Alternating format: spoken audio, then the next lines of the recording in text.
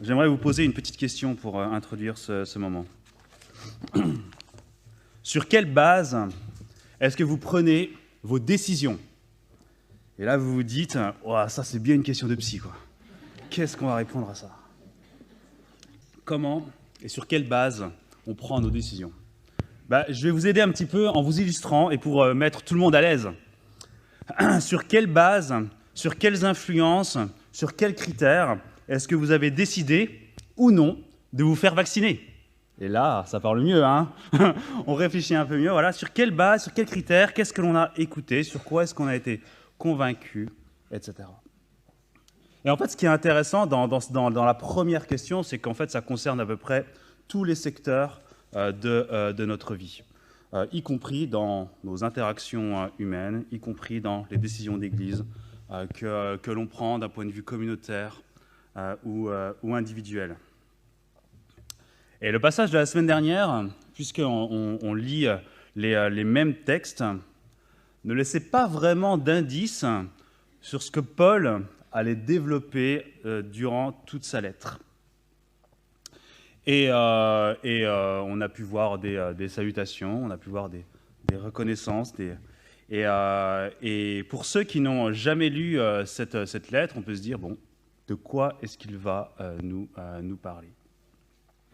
Et pour ceux qui le connaissent, je ne sais pas si ça a été spoilé la semaine dernière, mais la lettre de Paul est principalement là pour répondre à des questions, et notamment qui traitent de division dans l'Église de Corinthe. Dans l'Église de Corinthe, il se passait des choses qui avaient tendance à diviser les chrétiens au sein de l'Église. Souvenez-vous, l'Église de Corinthe, c'était une église implantée par Paul lui-même lors de son deuxième voyage missionnaire. Et la lettre est écrite à peu près en 54-55 après Jésus-Christ.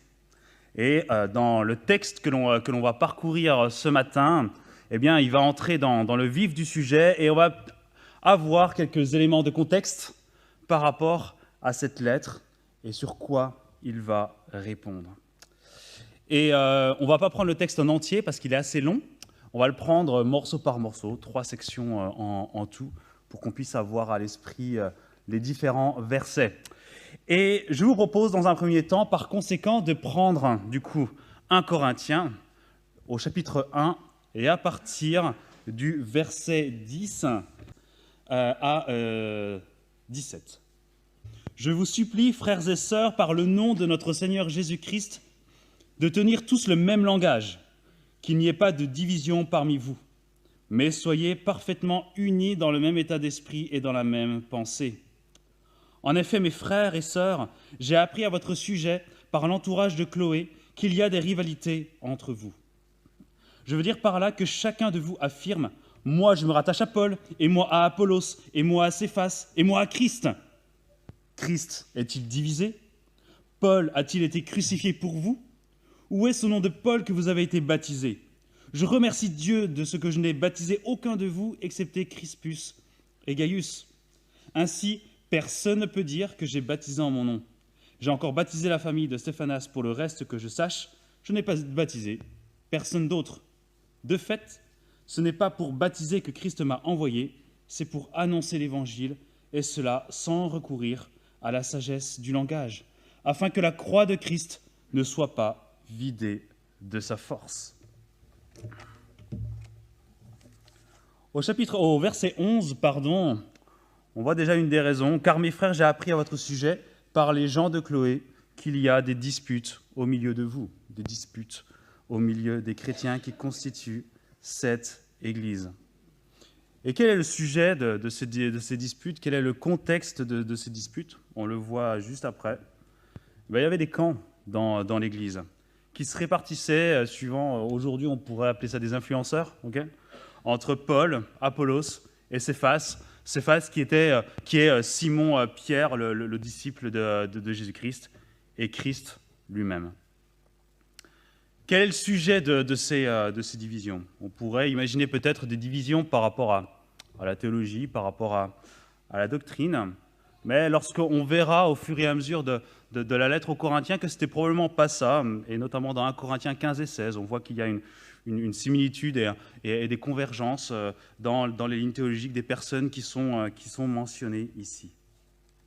Et ici, j'aimerais, ensemble, qu'on puisse se concentrer sur une chose, l'orgueil des Corinthiens au travers de critères humains. Et c'est un vrai danger pour nous également. À une époque, on n'avait pas Internet, pas si lointaine que ça, puisque je l'ai vécu. Et du coup, on lisait, et enfin, on s'alimentait essentiellement par des livres, dans des bibliothèques. Aujourd'hui, on est influencé par des dizaines et des centaines de personnes, beaucoup plus qu'à leur époque et beaucoup plus qu'il y a 50 ans. Et je suppose qu'à l'époque, la communication se résumait par des lettres, comme ce que l'on a là aujourd'hui. Et nous, en Église, dans quelle équipe on est? Est-ce qu'on est dans l'équipe de John MacArthur, de John Piper, de Joyce Meyer, de Joel Osteen peut-être, ici? Et en fait, le danger va dans deux sens, si je puis me permettre. Le premier, c'est de placer notre confiance en l'être humain et sa valeur. Et d'oublier que l'être humain, aussi réputé soit-il, reste un pécheur.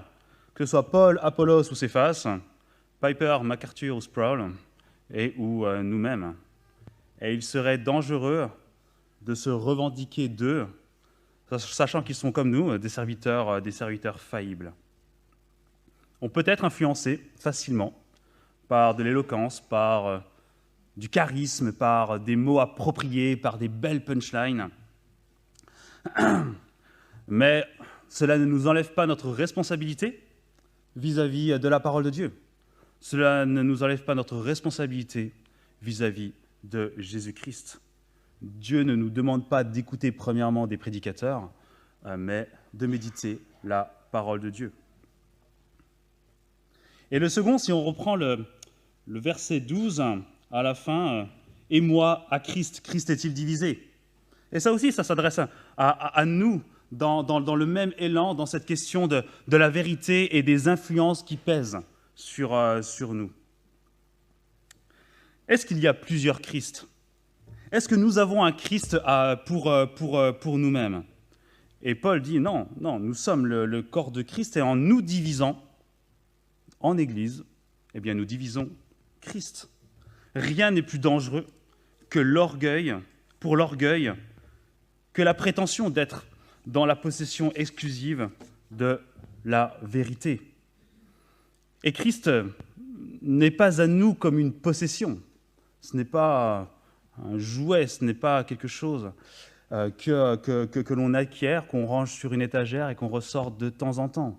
En fait, c'est l'inverse. C'est lui qui possède un acte de propriété sur nos vies. Et on y reviendra plus tard.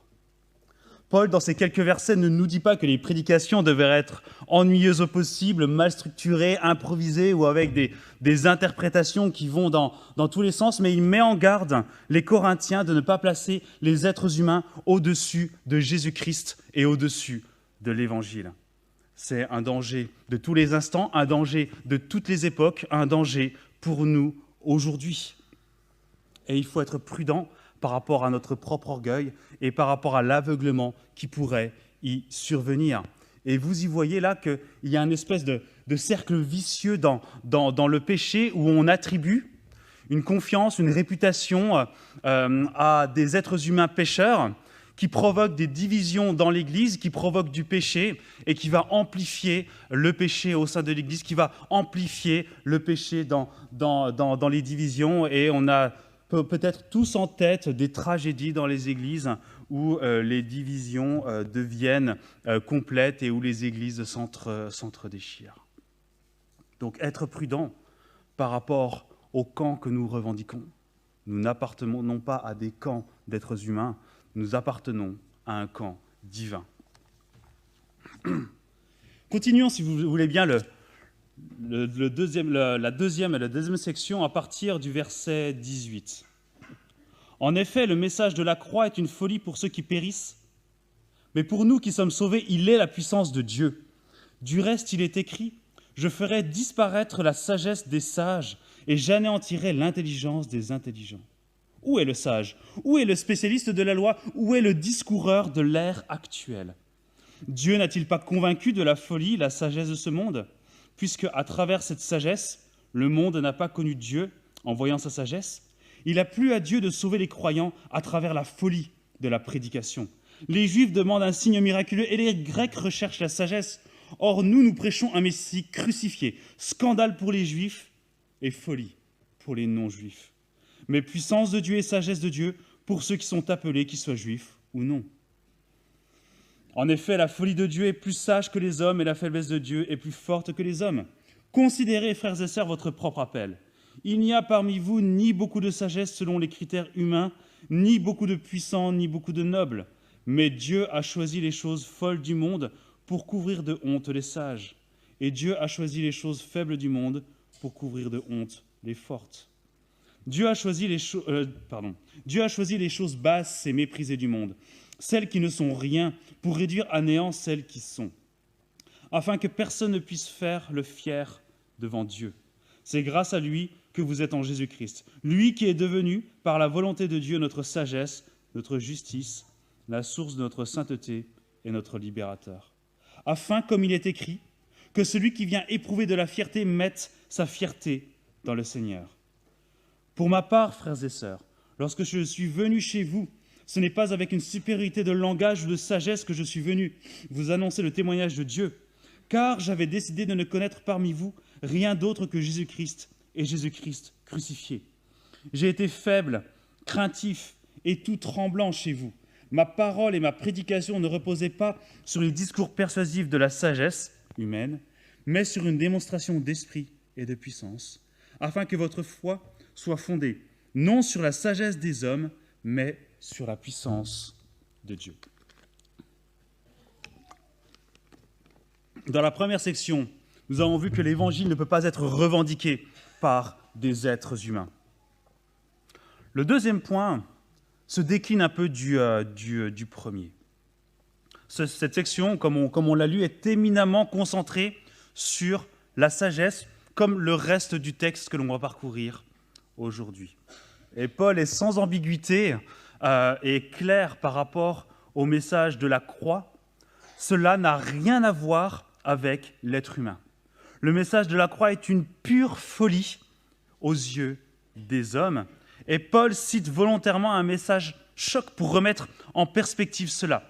Il le met en perspective avec Ésaïe 29, le verset 14. Et j'aimerais reprendre ce passage de l'Ancien Testament à partir du verset 13.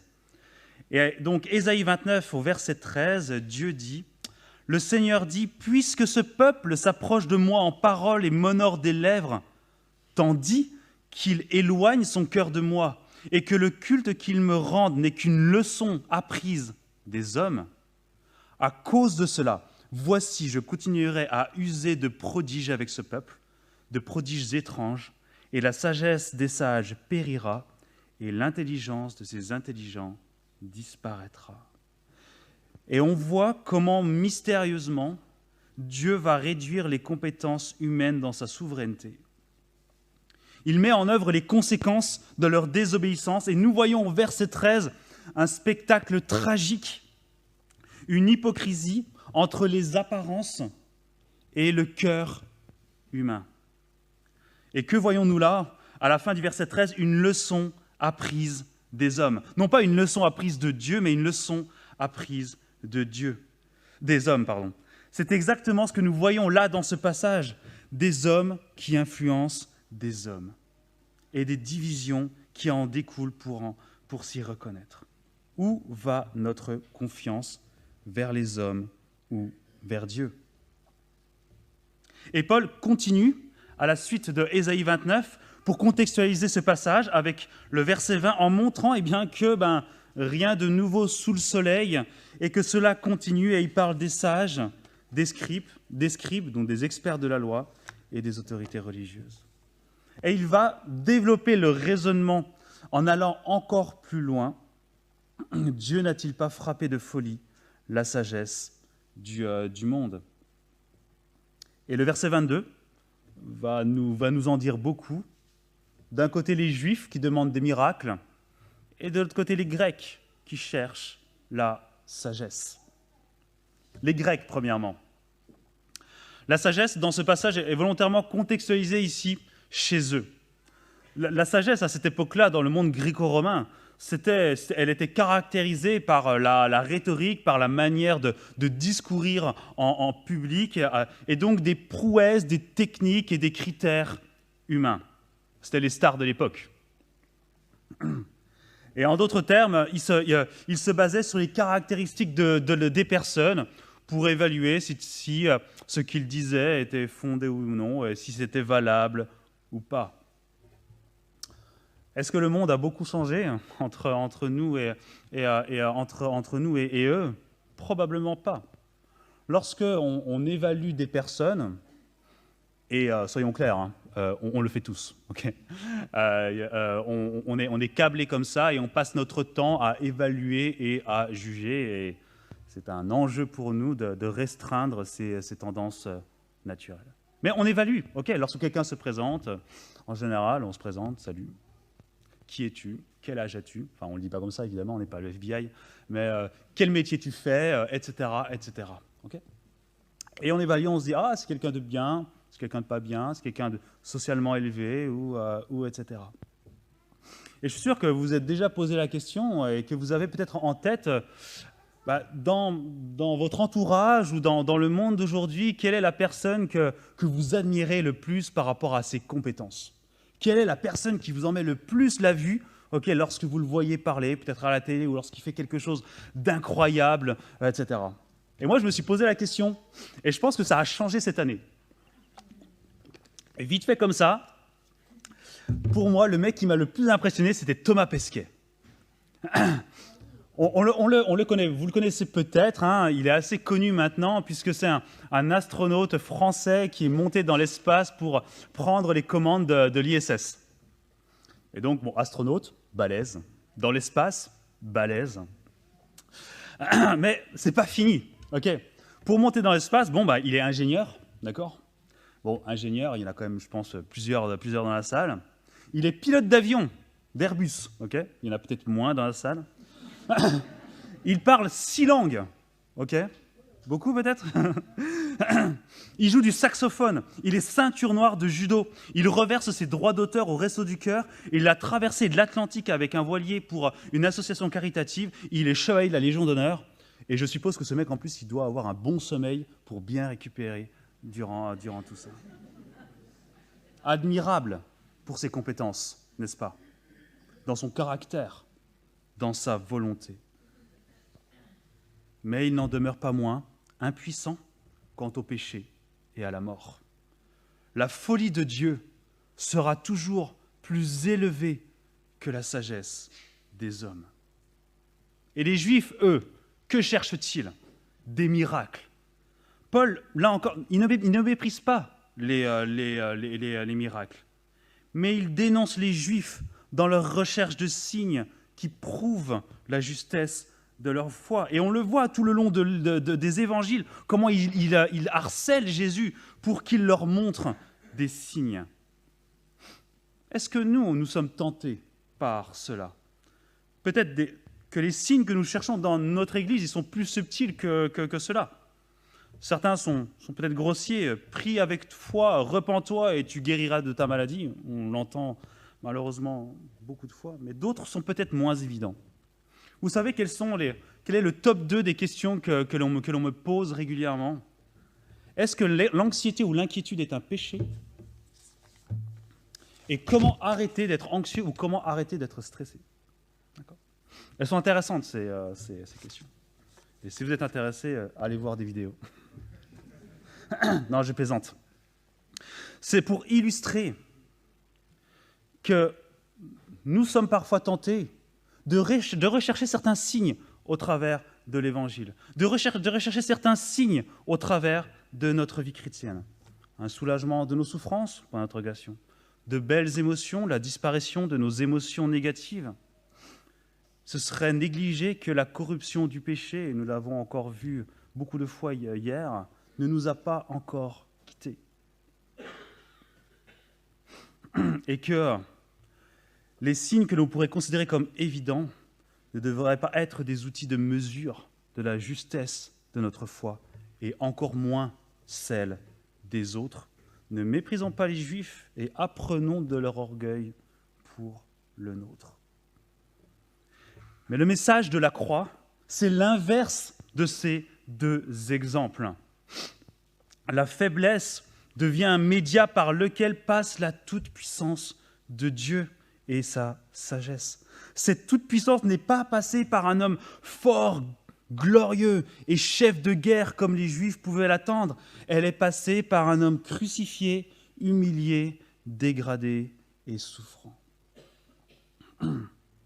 Et la fin de cette section, la fin du chapitre 1 nous montre encore une fois combien Dieu ne partage pas ce qui lui appartient. Il met en avant combien la fierté humaine n'a pas sa place dans l'œuvre de l'Évangile. Le verset 30, c'est « Grâce à lui que vous êtes en Jésus-Christ, lui qui est devenu par la volonté de Dieu notre sagesse, notre justice, la source de notre sainteté et notre libérateur. » C'est Jésus-Christ qui est l'incarnation de cette sagesse et qui nous donne ces trois choses. C'est lui qui nous les donne, ce n'est pas nous qui nous les octroyons. La justice, pouvoir se tenir devant Dieu et échapper à sa condamnation. Notre sainteté, cette union à Christ et où nous sommes considérés par Dieu comme saints et purs. Et enfin, notre libération. La libération est un thème qui est tellement utilisé par Paul, notamment dans notre libération face au péché. Nous étions esclaves du péché, nous avons été affranchis et libérés pour redevenir esclaves de Christ et de Dieu. Et les 5 premiers versets du chapitre 2 s'éloignent un petit peu du contexte général de l'église de Corinthe pour l'appliquer à celui de la prédication de Paul. Paul là donne un exemple très, très concret de ce dont il vient de parler. C'est un aspect pratique par rapport à ses propres discours. Il était extrêmement soucieux de focaliser l'attention de ses auditeurs sur Jésus-Christ et non sur lui, afin que leur foi, donnée par Dieu, soit d'abord fondée sur la puissance de Dieu et non sur la sagesse des hommes ou sur la sienne. Parce que l'inverse serait la contradiction même de l'Évangile. Même si les êtres humains possèdent des compétences avérées et des dons, ils ne peuvent être qu'au service de l'Évangile et ne peuvent pas représenter l'Évangile lui-même. Encore une fois, Dieu fixe nos regards sur la croix de Christ et sa résurrection. Et donc, si on résume ces 2 premiers points, non seulement l'Évangile ne peut pas être revendiqué par les êtres humains, mais bien évidemment, il ne peut pas non plus être revendiqué par une sagesse humaine aussi élevée soit-elle. Et donc, du coup, non seulement les Corinthiens se trompent d'objectif, se trompent de visée, mais en plus, ils déchirent l'Église et le corps de Christ. Du coup, qu'est-ce qu'on fait? Si on peut se fier ni aux hommes, ni à leur sagesse ou à leurs compétences, où peut-on aller chercher ce qui est bien? Et ça tombe bien, puisque Paul nous l'a déjà introduit au verset 5, et on va terminer la section en reprenant le verset 5 jusqu'à la fin.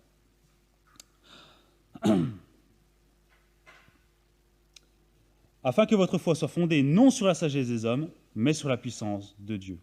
C'est pourtant bien une sagesse que nous enseignons parmi les hommes mûrs, mais une sagesse qui n'est pas de ce temps, ni des chefs de ce temps qui sont voués à la destruction. Non, nous annonçons la sagesse de Dieu mystérieuse et cachée, celle que Dieu, avant tous les temps, avait préparée d'avance pour notre gloire. Cette sagesse, aucun des chefs de ce temps ne l'a connue, car s'il l'avait connue, il n'aurait pas crucifié le Seigneur de la gloire. Mais comme il est écrit, ce que l'œil n'a pas vu, ce que l'oreille n'a pas entendu, ce qui n'est pas monté au cœur de l'homme, Dieu l'a préparé pour ceux qui l'aiment.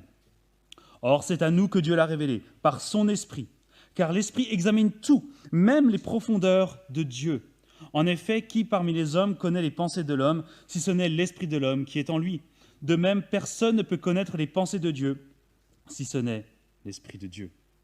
Or, nous n'avons pas reçu l'Esprit du monde, mais l'Esprit qui vient de Dieu, afin de connaître les bienfaits que Dieu nous a donnés par sa grâce. Et nous en parlons non avec des paroles qu'enseigne la sagesse humaine, mais avec celles qu'enseigne l'Esprit. Ainsi, nous employons un langage spirituel pour exprimer ce qui est spirituel. Mais l'homme naturel n'accepte pas ce qui vient de l'Esprit de Dieu, car c'est une folie pour lui. Il est même incapable de le comprendre parce que c'est spirituellement qu'on en juge. L'homme dirigé par l'Esprit, au contraire, juge de tout et n'est lui-même jugé par personne. En effet, qui a connu la pensée du Seigneur et pourrait l'instruire? Or, nous avons la pensée du Christ. La dernière section détonne avec les deux premières, comme elle a une certaine continuité. La continuité parce que Paul continue à parler de la sagesse. Mais cette fois-ci, il va caractériser la sagesse d'une manière différente, puisque auparavant, on l'a lu, il l'a caractérisée d'une manière négative. Mais cette fois-ci, il va nous conduire vers le discernement d'une sagesse authentique. Mais une des caractéristiques de cette sagesse authentique, c'est qu'elle est volontairement cachée par Dieu, tout en existant de toute éternité.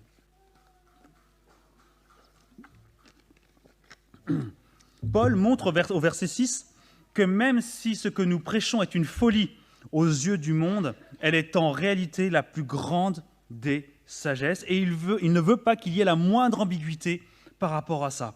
La folie aux yeux des hommes est en réalité la plus grande des sagesses. Et cette sagesse, elle est exprimée à la fin du passage avec cette expression magnifique, la pensée de Christ. Or, nous avons cette pensée du Christ. Mais le mot sagesse, ce n'est pas un mot qui est inconnu dans la Bible. C'est un mot qui est régulièrement utilisé, y compris dans l'Ancien Testament. Et dans l'Ancien Testament, on peut penser au psaume 111 ou au proverbe 9, où la question est la suivante: quel est le commencement de la sagesse? Et ces deux passages sont clairs, c'est la crainte de l'Éternel. Et on a essayé, suivant les traducteurs et suivant aussi les églises, on a essayé d'atténuer le mot crainte. Okay. Mais en fait, quand on regarde les traductions, qu'elles soient hébraïques ou grecques, le terme signifie peur, voire terreur en grec, suivant le contexte. Donc je pense que le sens est très clair par rapport à ça.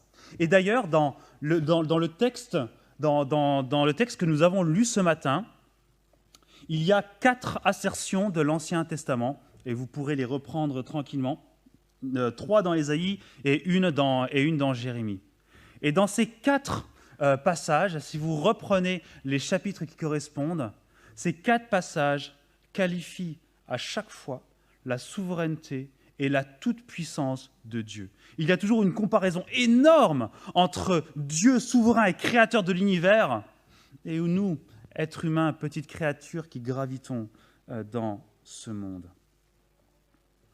Mais le texte nous dit quelque chose par rapport à ça. Comment craindre quelque chose que nous ne croyons pas ou que nous croyons qu'il n'existe pas? Comment pouvons-nous croire quelque chose qui est une pure folie à nos yeux tant que nous ne connaissons pas Dieu? Pourquoi craindre un Dieu humilié?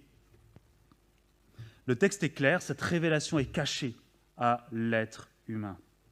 Et quelle est la seule manière pour atteindre cette révélation? Si on ne peut pas l'atteindre en suivant des hommes et si on ne peut pas l'atteindre en reconnaissant des compétences, eh bien, par Dieu lui-même qui vient par son esprit. Et j'aimerais qu'on reprenne le verset 12 tous ensemble. Or, nous n'avons pas reçu l'esprit du monde, mais l'esprit qui vient de Dieu, afin de connaître les bienfaits que Dieu nous a donnés par sa grâce. L'esprit qui vient de Dieu. Pour savoir ce que Dieu nous a donné par grâce, nous devons avoir l'esprit de Dieu.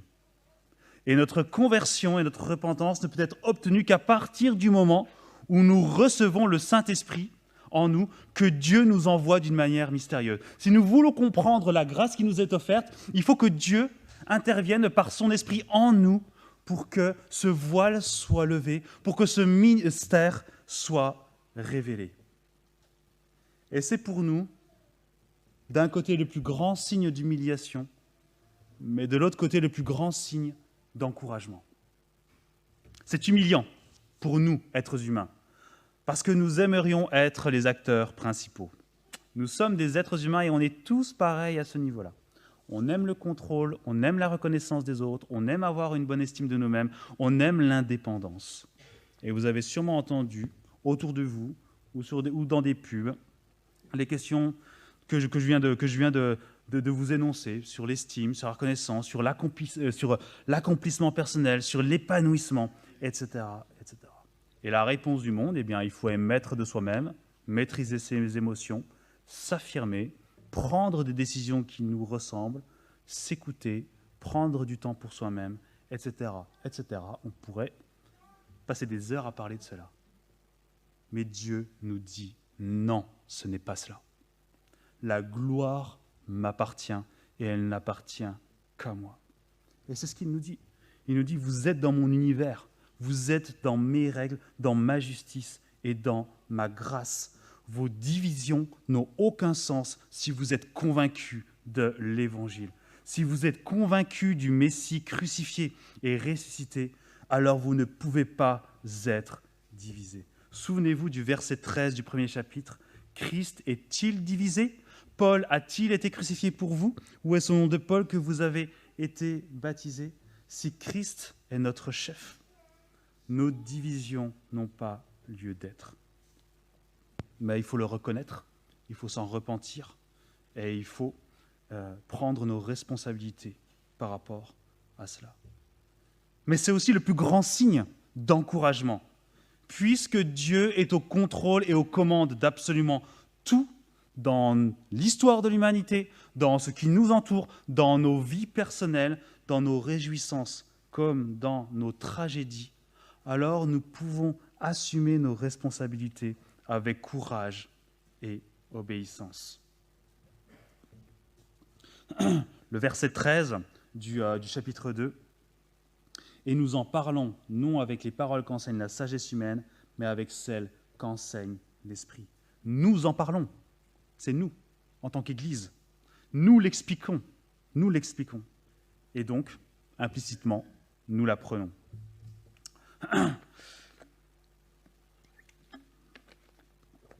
Certains n'aiment pas le mot théologie. Vous voyez les gros mots là qu'on emploie de temps en temps.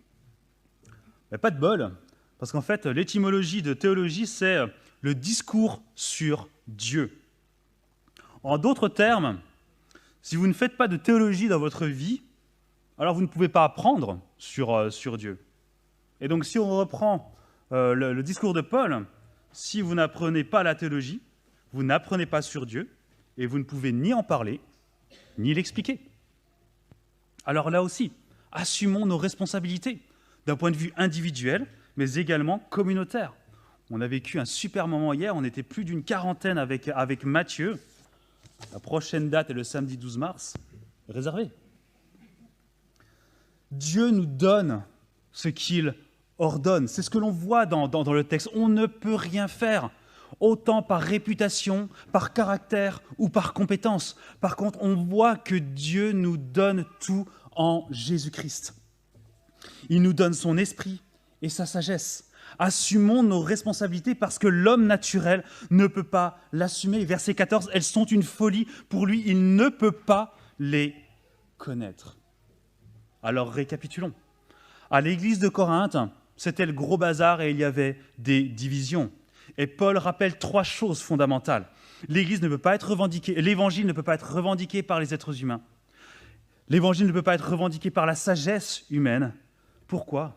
Parce que l'évangile ne peut être revendiqué que par Dieu lui-même.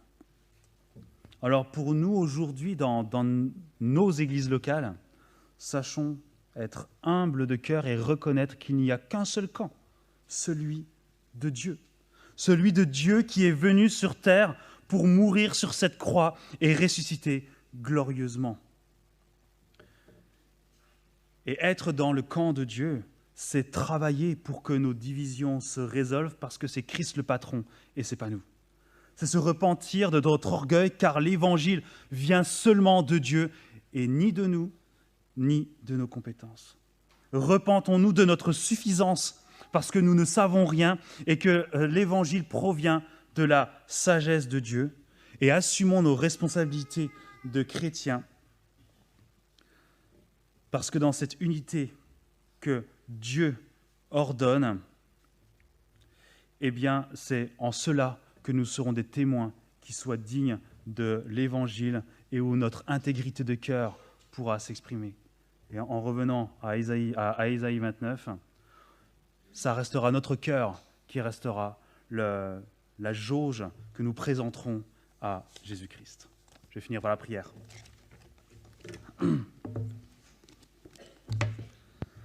Seigneur, l'être humain est tortueux et même si nous t'appartenons, eh bien, nous sommes en proie à qui on est, à notre péché, aux discordances d'opinion. Les interactions humaines sont quelque chose de difficile et le vivre ensemble est un grand défi. Mais Seigneur, nous voyons que ces défis-là, eh bien, nous pouvons te les apporter et Seigneur, nous te prions pour que nous puissions, d'une manière individuelle et communautaire, assumer cela. Tu es le chef de l'Église. Et Seigneur, nous voulons nous rappeler que l'Évangile vient de toi et que nous ne pouvons pas y contribuer par nos œuvres. Mais par contre, Seigneur, nous pouvons contempler au travers de ce passage un Dieu tout-puissant, un Dieu qui a le contrôle sur toutes choses et qui nous donne et qui nous équipe pour le service et pour la vocation que tu nous confies. Et Seigneur, cela concerne tout un chacun et je te prie à ce que chacun, à notre mesure, suivant notre appel, nous puissions répondre à ces responsabilités que tu nous confies en ayant confiance que toi, Seigneur, tu vas nous guider, tu vas nous équiper, tu vas nous donner les ressources nécessaires pour accomplir ce pourquoi tu nous as créés. Et Seigneur, on veut te rendre grâce parce que tu nous donnes beaucoup de bénédictions et notamment sur notre secteur à Héricourt comme à Étup. Et Seigneur, que tu puisses nous aider dans nos désaccords, dans nos conflits, dans nos oppositions, à faire preuve de sagesse. Non pas une sagesse humaine, mais cette sagesse divine que tu nous donnes. Que ta parole, que cette croix soit au cœur de notre préoccupation, que nous puissions avoir les yeux fixés sur elle.